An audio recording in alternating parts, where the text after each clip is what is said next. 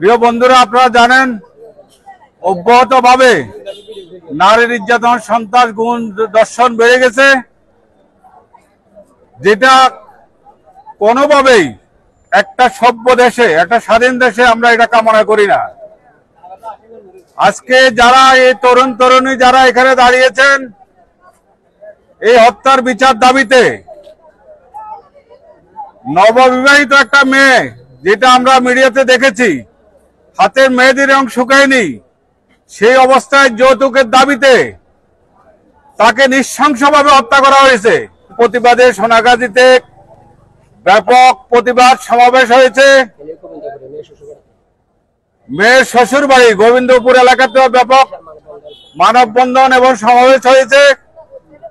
হত্যার পরে একটি মামলা হয়েছে, আসামিরা সেই মামলা প্রত্যাহার করবার জন্য অব্যাহতভাবে এই ভিকটিমের পরিবারকে হুমকি ধুমকি দিয়ে আসছে। যে ইতিমধ্যেই শুধুমাত্র একজন আসামি গ্রেফতার হয়েছে, হত্যার মেন কুশীলব ওই মেয়ের স্বামী, শাশুড়ি সবাই এখনো আইনের উদ্ধার হয়ে গেছে, ধরাছোঁয়ার বাইরে হয়ে গেছে।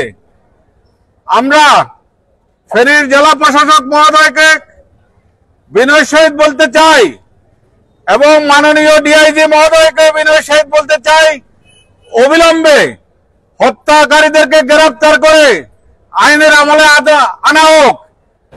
আমার মেয়েকে নির্যাতন করে মেরেছে যৌতুকের জন্য, আমার মেয়েকে যৌতুকের জন্য মেরেছে। এখন আমি তাদের ফাঁসি চাই, যেভাবে আমার মাকে ফাঁসি দিয়ে মেরেছে, যেভাবে আমি সবার ফাঁসি চাই, তাদেরকে ফাঁসি দিতে হবে। আমি আর কিছু চাই না, আমি শুধু আমার মেয়ের হত্যার বদল হত্যা চাই। আমি এটাই শুধু চাই এলাকাবাসীর কাছে, সারা বাংলাদেশের কাছে আমার অনুরোধ, আমার মেয়ের ফাঁসির বদল ফাঁসি, খুনিদের ফাঁসি চাই।